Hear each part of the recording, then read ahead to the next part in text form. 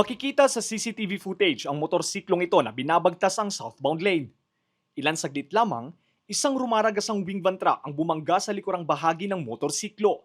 Sa lakas ng impact, napunta ito sa kabilang linya dahilan para mabangga naman ang kasalubong na kotse.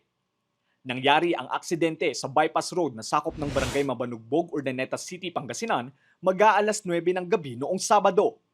Nasawi ang 26 anyos na driver na kinilalang si Edwin Paragas Jr. habang sugatan naman ang live-in partner nito. Hindi naman nasaktan ang mga sakay ng wing van truck at kotse.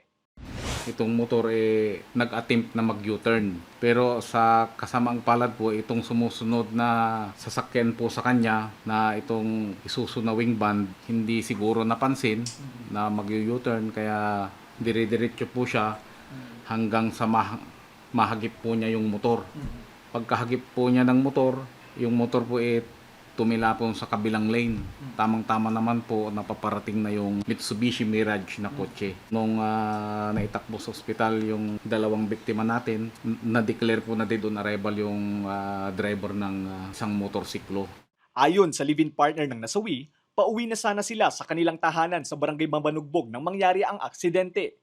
Hindi umano niya sukat akalain na ganun kabilis ang pangyayari. Labis ang kanilang pagdadalamhati.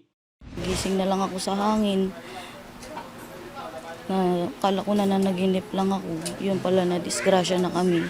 Nabigla lang din po talaga, disgrasya po talaga na nangyari. Nakakagulat, nakakabigla. Kala ko yung saya namin, yun lang. Yan pala yung kapalit niya. Ang sakit sa amin. Sobrang sakit na hindi namin matanggap. Pero kailangan namin tanggapin. Huwag niya na kaming isipin. Okay lang kami.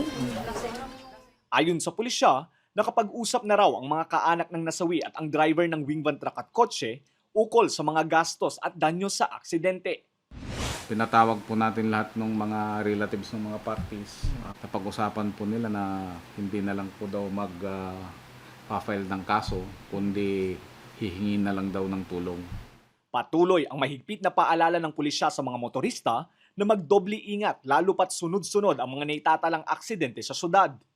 Nakikiusap po kami sa inyo. Kung maaari lang, mag-drive po na hindi nakainom at kung nagdadrive po tayo, sana maging maingat po tayo. Drive safely para po safe tayong makarating sa ating mga pamilya. Lester Narag, Balitang, Solid North.